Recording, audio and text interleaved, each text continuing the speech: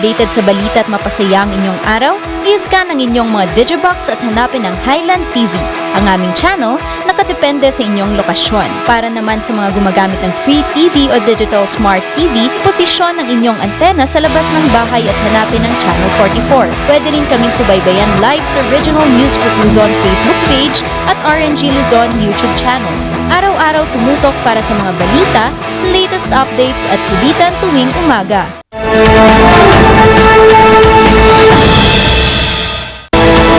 Sa ulo ng mga nagbabagang balita, booking sa mga hotel sa Baguio City ngayong Vermonths tumataas. Pamilya mula sa Baguio hinirang na natatanging pamilyang Pilipino. Surf break ng probinsya ng La Union muling ipagdiriwang. Dating labandero top-notcher sa LET examination. At busker mula Baguio City trending sa social media dahil sa original nitong kanta.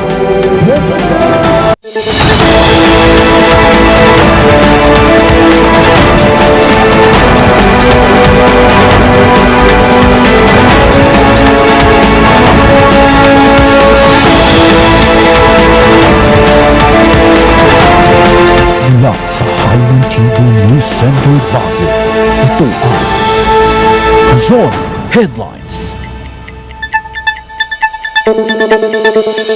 Naimbaga malam maamyanan Luzon. Narito na ang mga bago at may init na mga balita. Abala na sa paghahanda ang ilang hotel sa Baguio City sa inaasahang pagdagsa ng mga turista sa lungsod. Katunayan, nagsisimula ng dumami ang mga booking sa mga hotel para sa Nobyembre at Disyembre. Magbabalita Charles Limon. Balik normal na ang lungsod ng Baguio at ngayong Vermonths, tila balik normal na din ang ilang hotel sa pagtanggap sa dagsa ng mga bookings para sa holiday season. Sa mga rooms, sa mga hotels, marami na ang nagpapabook ngayon. I think a lot of people learned their lesson in the past years where, they cannot just stroll into a hotel and then book for a room. They have to do it in advance. Sa tala ng Hotel and Restaurant Association of Baguio, higit 2,000 mga rooms ang alok ng mga member hotels para sa holiday season.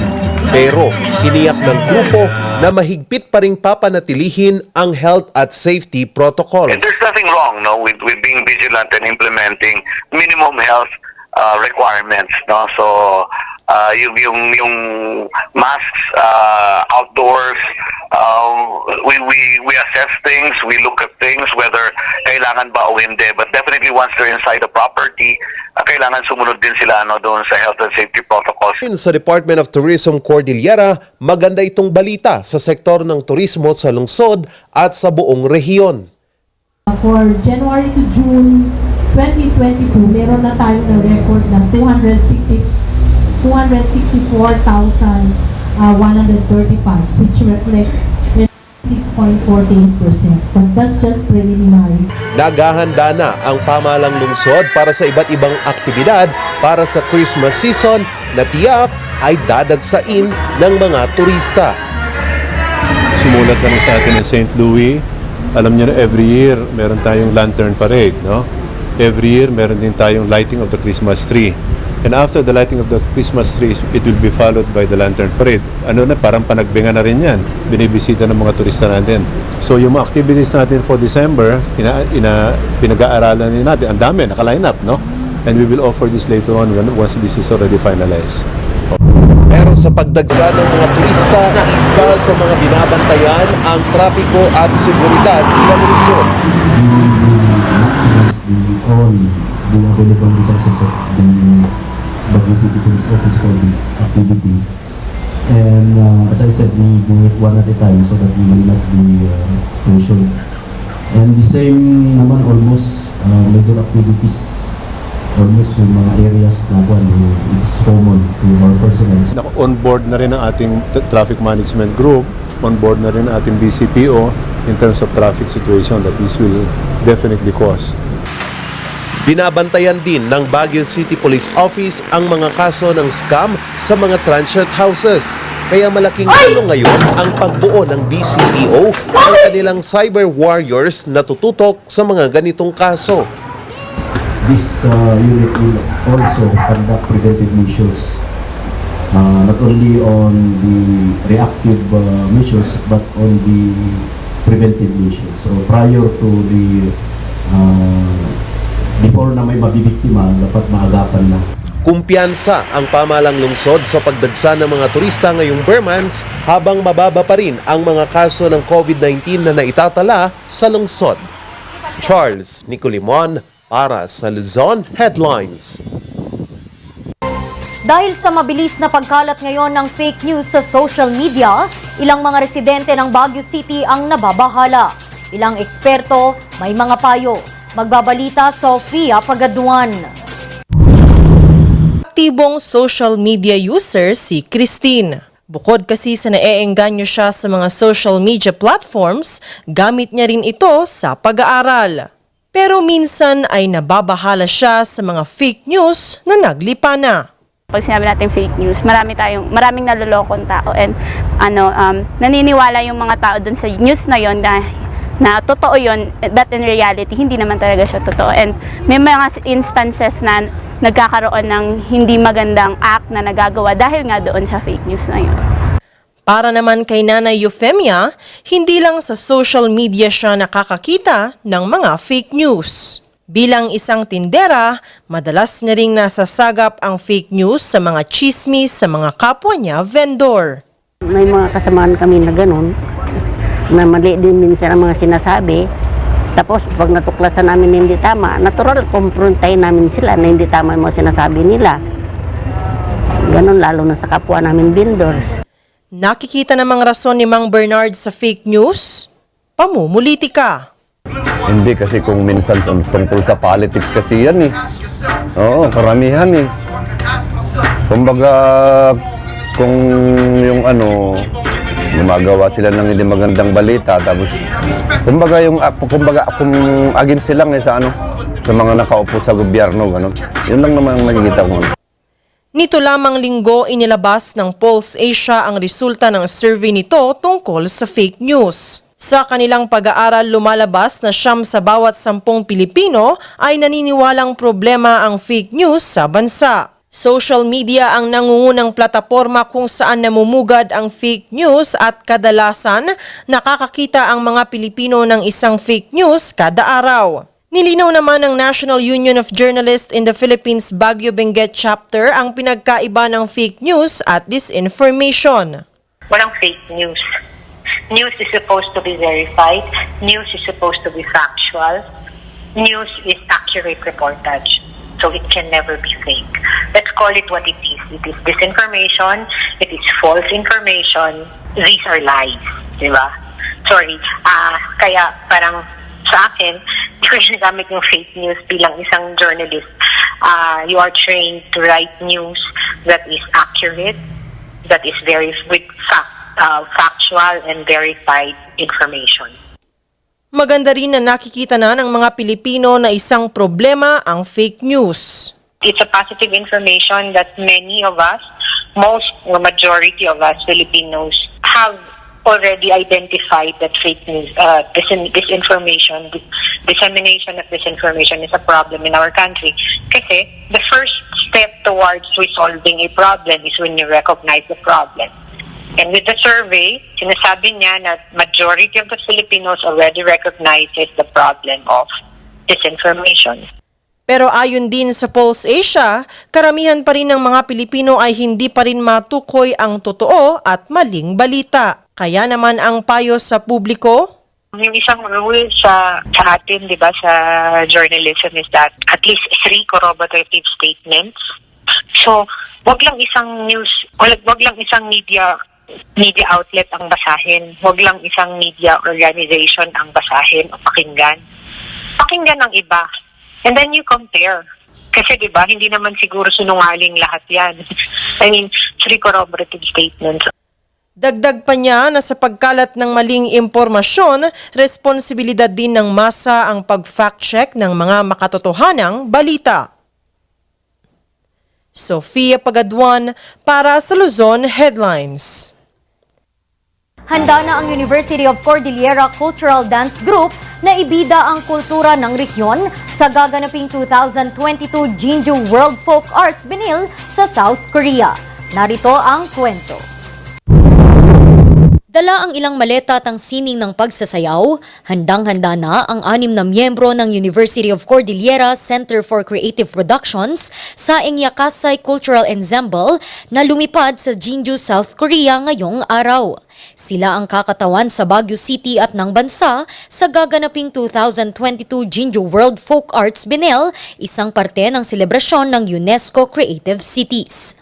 It's grateful, we're happy, we're very proud that we will have this opportunity to present not only the skills of these students, our university, but as well as the culture of our region, the Cordillera region.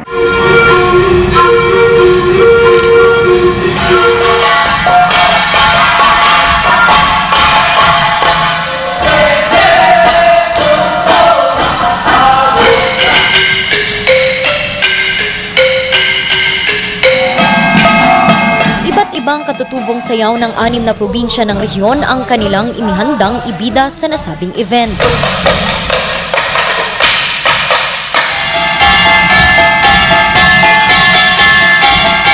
So in terms of choreography, in terms of creativity, so doon yung medyo na-challenge kami as a team, and at the same time we made sure that despite of our numbers, we will able to present the beauty of each region, each province I should say. Dalawa sa mga lilipad ngayong araw ang full-blooded Igorots na sina Kiren at Robert. Bukod sa unang beses nilang magpunta sa ibang bansa, excited na rin silang mag-perform. Kasi i-represent namin yung culture namin na ipapakita namin sa Korea. So excited po talaga kami. Actually, this is a big opportunity for us to show the tradition in our countries, and this is excitement. Sina Kenj at Allen naman, bagamat hindi tubong Cordillera, hinakap at ipinagmamalaki pa rin ang mayamang kultura ng rehiyon. As a performer, we are also proud to dance traditional cultures. Most of all, we highly respect and should have the discipline to learn the dances. Yes po, I'm proudly saying na isa na rin po akong part ng Cordilleran or Igorot po. Since simula pa po kasi nung mga bata ako is kasama ko na rin po is mga friend ko is mga Igorots. Para sa kanila, hindi lamang mahalaga na ipakita sa mundo ang kultura ng Cordillera. Mahalaga rin na dapat iparating at ipakita sa mga kabataang Pilipino, lalo na sa rehiyon, ang kahalagahan ng kaalaman sa sariling kultura. Ang 2022 Jeonju World Folk Arts Bienal ay magsisimula sa Sabado at magtatapos sa ika-22 ng Oktubre.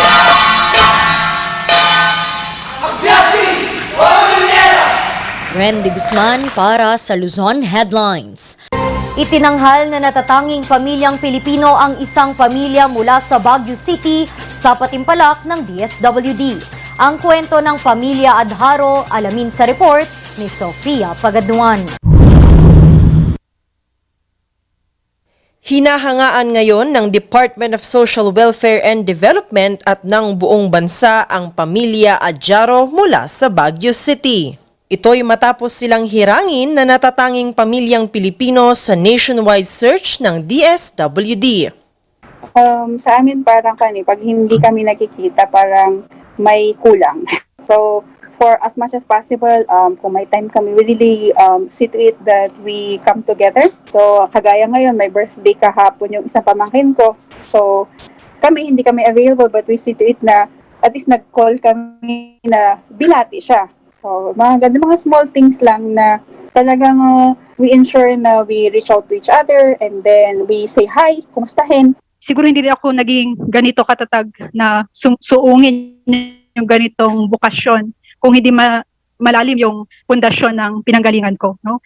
So first yung spiritual life and the community love for others. Yeah, love for God and love for others. Malaki po yung impact ng family po sa akin. In fact, as living as a this kind of life, iba talaga yung pagsubok na dumarating. But when I go back to my family, wala po akong masabi. Haligi ng pamilya si Mang Johnny na isang retiradong guro habang ilaw naman ng tahanan si Aling Martina. Bunga ng kanilang pagsasama ang kanilang 6 na anak. Isa sa mga hinahangaang katangian ng pamilya ang kanilang aktibong partisipasyon sa iba't ibang proyekto sa komunidad at sa simbahan. Kaya naman ang pamilya Adjaro, isa sa mga pamilyang napasali sa nationwide search ng natatanging pamilyang Pilipino. The NPP was launched in line with the 30th National Week celebration, which highlights resiliency, courage, and strength demonstrated by the Filipino family to overcome the challenges brought by the pandemic. Your stories of determination came at an opportune time to bring hope and inspiration to us as we adapt to the new normal situation. Unang nanalo ang pamilya Adjaro sa regional natatanging pamilyang Pilipino noong ika-22 ng Setyembre. Ang 2022 natatanging pamilya Filipino National Awardee Grand Winner, isang masigabong palakpakan po para sa pamilyang Adjaro ng Santo Tomas, Baguio City. Ayan. At nitong unang linggo ng Oktubre, itinanghal silang national winner sa nasabing patimpalak. Hindi lubos maisip ng pamilya Adjaro na makikilala ang kanilang husay sa pagpapatakbo sa kanilang pamilya. Dinadaanan ng mga sagabal sa buhay. Doon tayo laging tingin. Kaya sa family, kung may mga problema, pagka may gathering, let's say, sa table, we discuss.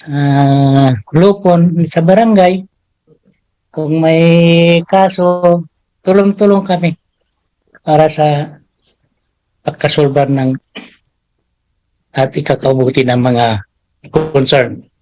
Yung makinig tayo sa mga bata, kung anong mga problema nila, ganun. Yun nga, sabi ni, pag may Panginoon pa rin ang unahin. Hangad ng pamilya Adjaro na maging ehemplo ang kanilang pamilya ng iba pang pamilyang Pilipino. Kasi ang family mo, yun yung pinaka-neighbor mo, your nearest neighbor. Okay, so that's your family. So doon nagre-revolve ang yun yung pinaka-sentro ng iyong, of course, aside from God, yun. So, yun, family, it's the basic unit, basic structure of the community. Ang natatanging pamilyang Pilipino ay pinasimulan ng National Committee on the Filipino Family kasama ang kanilang mga partner agencies. Sang-ayon din ang programa sa Ambisyon Natin 2040 na siyang kumakatawan sa pagpapabuti ng bansang Pilipinas sa loob ng 25 taon. Sofia Pagaduan para sa Luzon Headlines. Susunod, serve break ng probinsya ng Laguna, Lingkod at Diliman. Yan at iba pang mga balita. Abangan.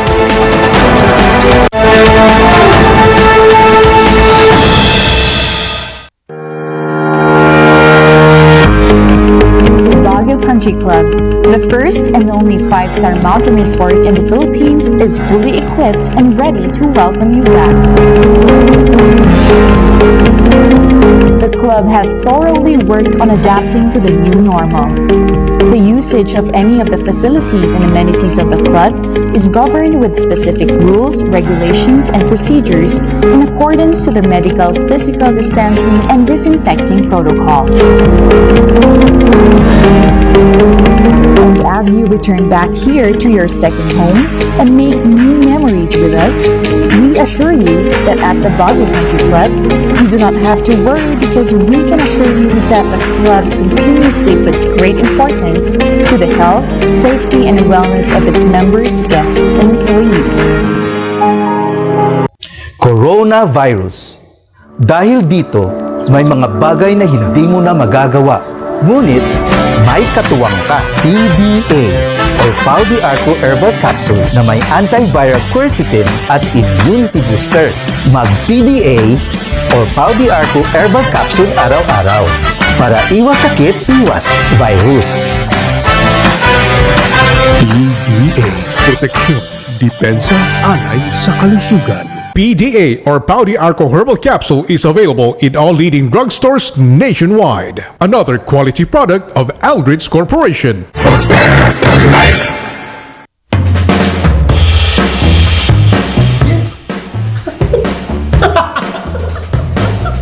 Ayos to!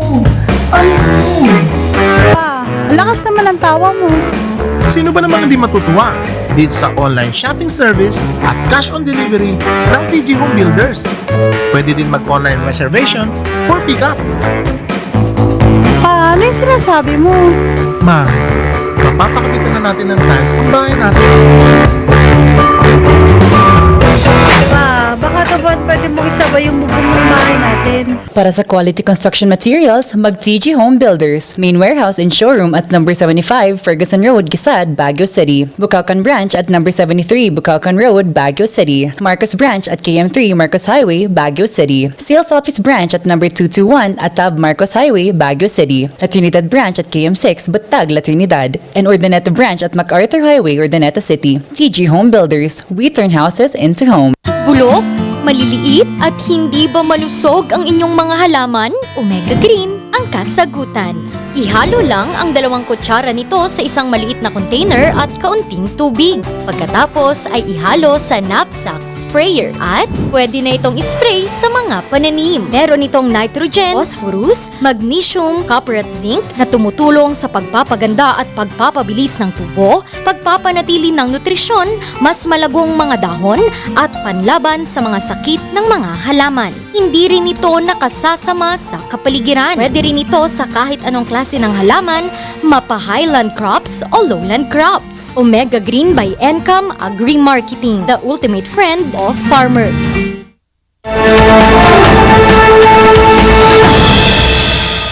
Muli na namang ipagdiriwang ng probinsya ng La Union ang inaabangang surfing break sa San Juan. Ilang mga bayan sa probinsya kasama na rin sa nasabing event. Ang detalye sa report ni Jobel Galapate. Isa sa mga pinaka-aabang sa Pinoy ang surfing break.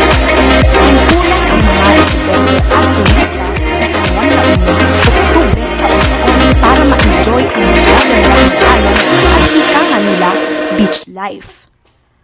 Pero dahil sa pandemya, naantala ito ng halos 2 taon. Sa pagbuti ng sitwasyon, muli itong aarangkada ngayong Oktubre. After 2 years of hiatus ng ating La Union Surfing Break, we are coming back bigger and better. That's why ang tagline ng event natin ngayon is the Big Wave. Pero sa pagbabalik ng pagdiriwang ngayong taon, hindi na lamang San Juan ang bibida sa Big Wave, kundi kasama na din ang bayan ng Bacnotan, Caba at Agoo.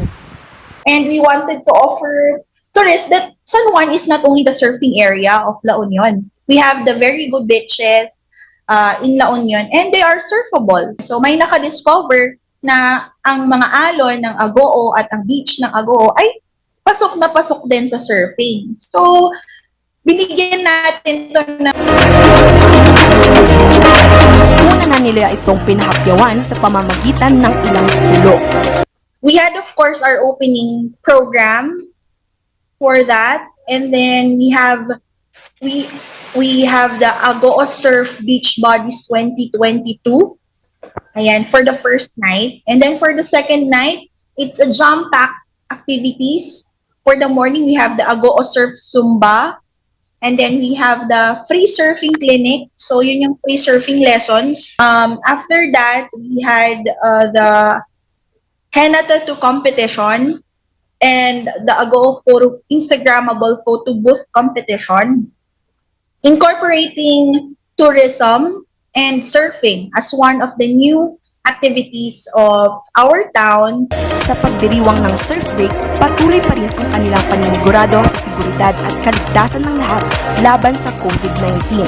Naniniwala ang probinsya na ang muli nitong pagbabalik ay isang susi sa pagbangon at mas marami pang oportunidad para sa mga Ilocanos sa pamamagitan ng turismo. Jobel Galapate para sa Luzon Headlines. Muling binubuhay ng bayan ng Mexico sa Pampanga ang industriya ng pedicab o mas kilala sa lokal na terminong paldak. May kwento po si Trisha Gaite. Sa kasalukuyang henerasyon na punong-puno ng makabagong teknolohiya, tila naibaon na sa limot ang mga nakagawian. Isa dito ang paggamit ng pedicab. Kaya ang bayan ng Mexico, Pampanga, nais itong buhayin.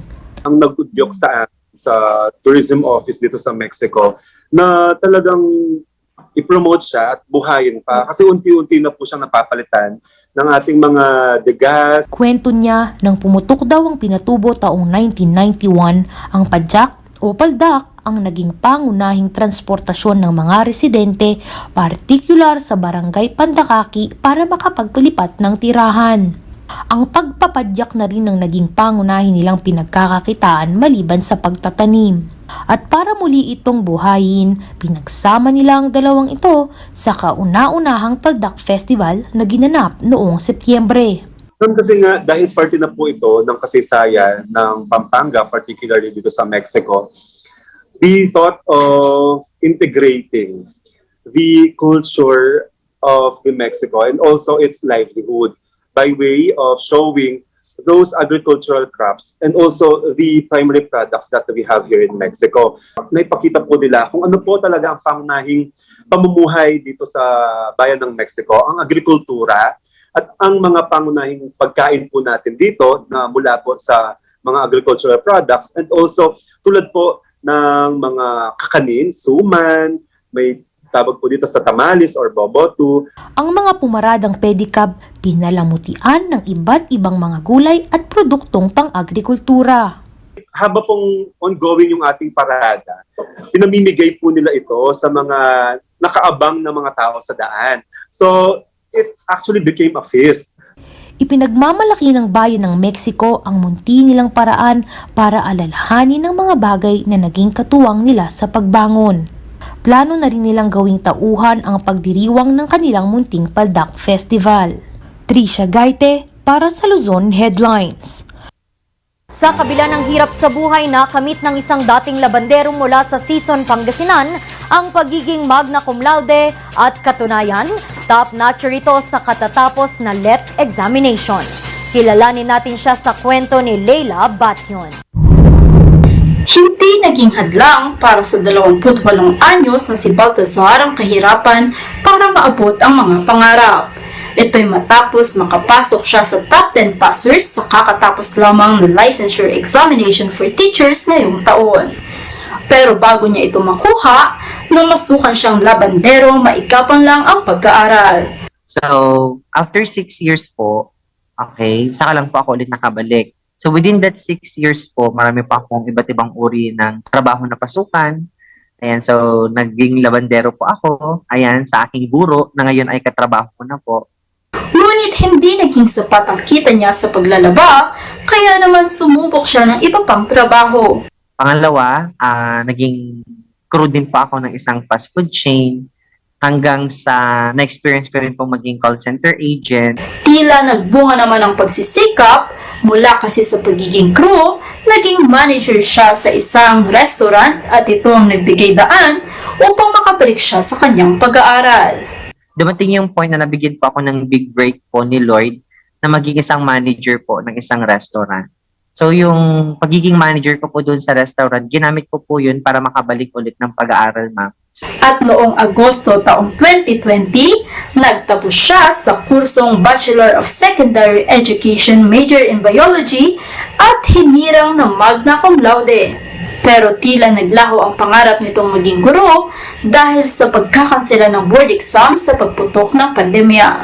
Ngunit hindi siya nawala ng pag-asa at ipinagpatuloy pa rin niya ang kanyang pagre-review. Nung tinitingnan ko ang pandemya, sabi ko malaking sagabal ito para sa aking pagkamit ng pangarap ko na makakuha ng lisensya bilang isang guro. Pero nakita ko po, ma'am, na may maganda po pala siyang naidulot. Kaya noong nakaraang taon, sinubukan niyang kumuha muli ng board exam. At noong Setyembre, pumasa siya sa pagsusulit at hinirang na top 5. Nasa panahon pa ako, ma'am, na pinanghihinaan ako ng loob. I always go back to the reason why I'm doing it.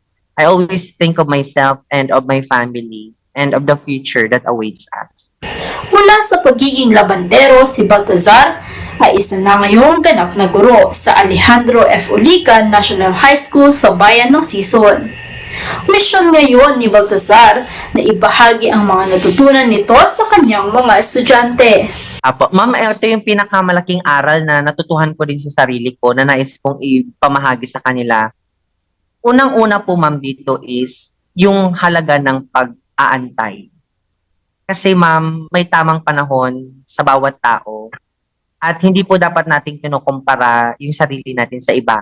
Ang success, ma'am, para sa akin, hindi lang po, it's not about me, but it's about being a blessing to others. Kasi you have received the blessing already. Leila Batyon para sa Luzon Headlines. Okay, ang ating paligid ay maraming foreigners, no? Japanese, Korean, Chinese, who are engaged in the retail trade business. No? Meron silang restaurant, sari-sari store, grocery store, etc. And this is a clear violation of our anti-dummy law because ang foreigner, although allowed to do business in the Philippines, is supposed to be engaging only in industrial or wholesale businesses but never retail businesses. But because of the entrance of digital technology dito sa atin, mundo, nagkakaroon na ng circumvention yung ating anti-dummy law at nagbebenta sila directly in the internet. So, under our Foreign Investments Act, ito ay binibigyan ng leniency ang ating foreigners to engage in retail trade business provided that there is a registration to be made by these foreigners doon sa ating Department of Trade. Of course, this is for the protection of the buyers in the Philippines. So, medyo niliwagan yung anti-dummy law and even the registration of corporations, registrations of partnerships, registrations of sole proprietors are now being allowed under this liberalization of the anti-dummy law and the attraction of foreign investors in the Philippines.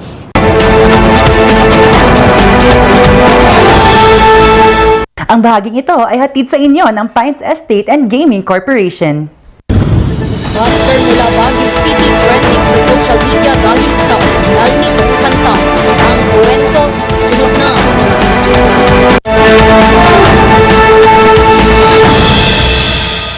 Ang maagang konsultasyon ay mahalaga sa pagpuksa ng sakit na dengue. Ngunit, ang tanong ng sambayanan, sapat nga ba ito? Masikasi, maliksi, protektado at mapagmatyag, yan ang dapat mong taglayin. Hanapin ang pinagpupugaran at wasakin. Hello? Nahanap ko na po yung lungga. Kailangan ko na po kayo. Sige po, Master. Suportahan lang foggy at spray. Tatapos ako na. Mosquito man.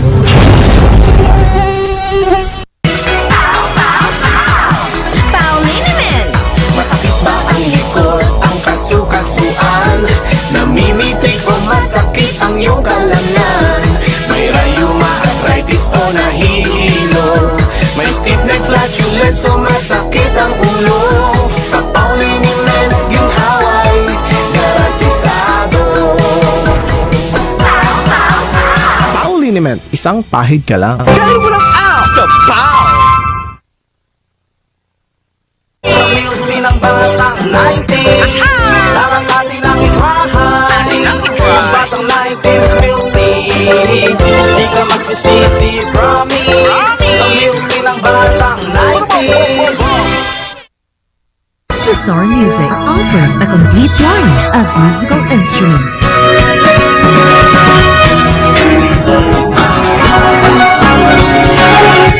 Bizarre Music, Baguio's pioneer in online music and art lessons.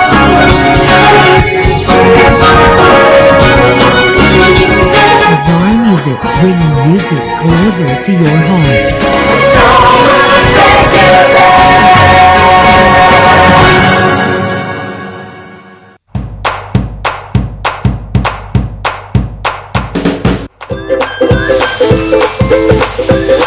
Best sellers that we have are the pork sisig, sizzling liempo, quarter leg, and then we have the sizzling beef pares as well.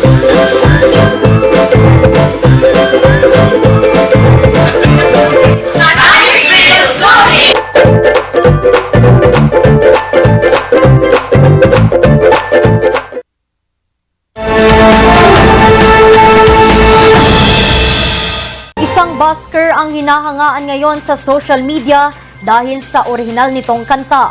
Sa likod ng kanyang tagumpay ay kwento ng pagsusumikap at tiwala sa sarili. Kilalanin natin siya kay Sofia Pagaduan.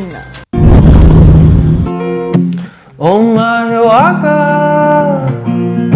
ang unang naramdaman sa pagkikita, at nabulabog ang mga paru-paro, at aminadong tinamaan na sa'yo.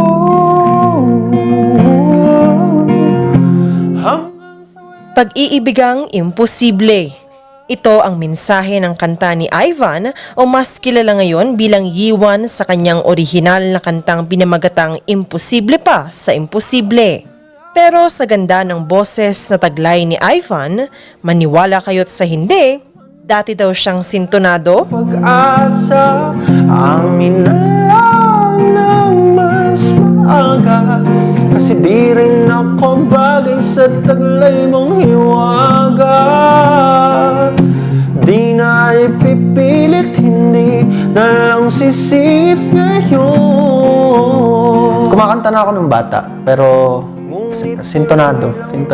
Parang noong 2017, parang doon ko lang pinursu na kailangan kong practicein. Kanta lang ako ng kanta everyday. Hanggang sa, meron kasing, sa mga musicians kasi, meron silang sinasabi na di-differentiate mo kung nasa tono ka, nasa ano ka. Doon lang ako nag-start. Dahil sa pandemya, nawalan si Ivan ng trabaho. Buti na lamang daw at mayroon siyang musika na makakapitan sa pamamagitan ng busking. Ngiti sa mga labi ang hatid niya sa sino mang makakapanood at makakaparinig sa kanya. Pero lingid sa kaalaman ng lahat ay ang bigat na kanyang dinadala sa bawat pagtugtog nito ng kanyang gitara. Kwento niya, maraming tao ang hindi naniniwala sa kanyang kakayahan. At ang masakit pa, kabilang dito ang kanyang sariling pamilya. Nung nag-start ako sa Pampanga, first time ko yun eh. Pinaka first time ko, so sobrang bigat sa akin na makita, marinig, tapos family members mo pa, na sabihin nila, ba't ka namamalimos dyan? Ba't ka, hindi naman yun yung habol ko eh. Hindi naman pera habol ko, actually. Gusto ko lang makakanta eh. Mahirap, masakit, pero, ayun, ginawa ko ring motivation. Di na ipipilit, hindi na lang sisit ngayon. Ngunit tuloy lang natititik, patago akong iibig sa'yo. Kasi ikaw gusto. Pero ginamit niya itong inspirasyon upang magpursige sa pag-awit. Mula Pampanga, mag-isang nilakbay ni Yiwan ang daan patungong lungsod ng Baguio. Dito, naramdaman niya ang pagtanggap na hangad niya para sa mga katulad niyang nangangarap. Marso ngayong taon, nag-trending ang kanyang single na Imposible pa sa Imposible sa TikTok. Kasi ikaw gusto ko, kahit imposible pa sa imposible. Kasi ikaw gusto ko. Pero Imposible pa sa Imposible is a TikTok content na nag-viral. And then, bigla siyang hinanap ng tao eh. Ba't wala ka pa sa Spotify? Bakit wala to sa Spotify? Ba't wala to sa YouTube? Gawa ka ng full cover nito. Ganyan. Marami ang naantig at nakarelate sa kwentong sinulat ni Yiwan sa pamamagitan ng kantang ito. kahit alam ko na walang mangyayari. Kaya siya imposible pa sa imposible kasi imposible mo na siyang makuha. Imposible na siyang maging sa'yo. Pero umamin ka lang. Para lang tanggal mo yung parang tinik. Ayun. Dahil sa pagtangkilik at suporta sa publiko, ngayon ay nasa Spotify na ang kanyang kanta. Mula sa pagiging sintonado sa pag-awit, si Ivan ngayon ay isa ng matagumpay na musikero.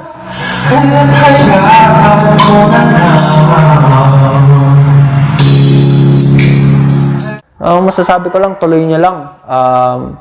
Siguro, yung mga time na dinidiscriminate nila kayo, yung mga time na binababa nila kayo, siguro gawin yung motivation yun para i-enhance pa yung skills and craft nyo. Ayan. Sa pagsisimula ng kanyang pagsikat, ay pagdami ng mga sumusuporta sa kanya. Kahit imposible pa sa imposible na. Sofia Pagaduan para sa Luzon Headlines. Ikaw yung imposibleng gusto maging posible. At yan ang mga balitang nakalap ng Luzon Headlines ngayong araw. Muli, maraming salamat at magandang gabi sa ating lahat.